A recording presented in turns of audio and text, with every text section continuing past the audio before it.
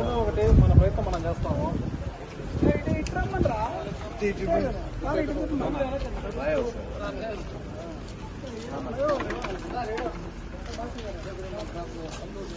అన్న మీడియా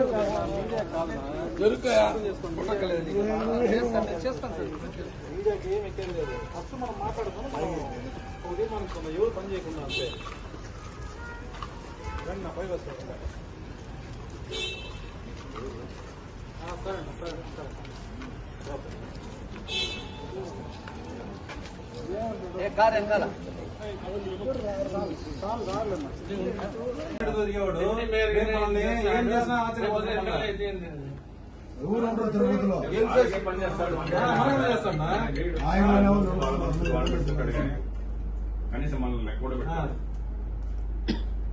కాబట్టి రేపు కళ్యాణ మండపం తీసుకొని భారీగా జన సమీకరణ ఈ రోజు ఈవినింగ్ లోపల చూసుకొని మార్పు రాకపోతే రేపు భారీగా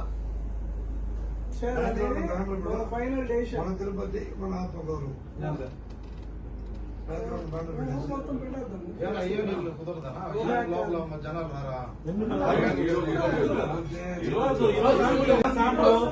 మీటింగ్ మనం కూర్చున్నామే దీన్నే రాత్రి కూడా నడిపిస్తాను. దానికే మారుతుంది. ఎందుకంటే ఇంతమంది తెల్లలేడు ఉన్నాగా అందరూ చోట కూర్చున్నాక నిర్ణయం తీసుకోరు. ఆలోచిస్తారు మా క్యాండిడేట్ కూడా ఆలోచిస్తాడు.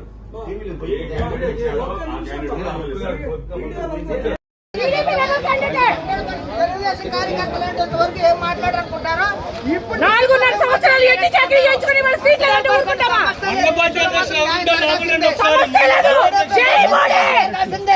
100% పార్టీ కోసం కష్టపడిన మనిషి ఆయనకి న్యాయం జరగాల్సిందే. ఇంకెవరికి ఇస్తాడు? మోడీ గారికి సీట్ లేదంటే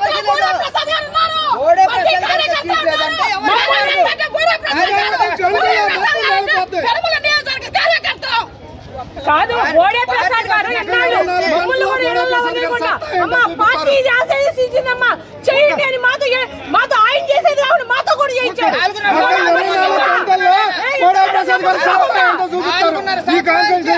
ఆయన తిరిగేది కాకుండా మమ్మల్ని కూడా తిప్పాడు. చంద్రబాబు నాయుడు గారు పెట్టిన ప్రతి మ్యానుఫాక్చరింగ్ కూడా ఓడే ప్రసాద్ గారు నెరవేర్చేలా లేదా?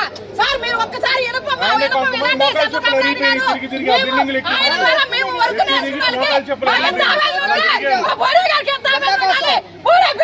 గెలిపించుకున్నంత వరకే ఈ మేము గెలిపించుకొని తీరుతాం. ఇదిగోండి రేపు జరిగే అసెంబ్లీలో మొదటి స్థానం గెలిస్తే బోడే ప్రసాద్ గారికి ఫస్ట్ స్థానం వస్తుంది.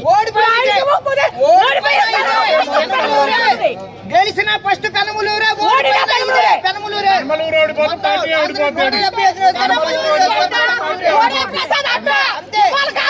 ఎట్టి పరిస్థితుల్లో సాయంత్రం 30 రోజులు తిరిగి చేస్తామా? 4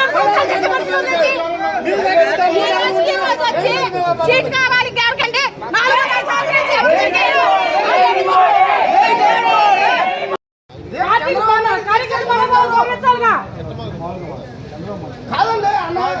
మనోభావాలు గౌరవించాలిగా. కార్యకర్త మనోభావాలు గౌరవించి ఇస్తానన్నాడు. ఇవాళ గౌరవించుకుని ఎవరు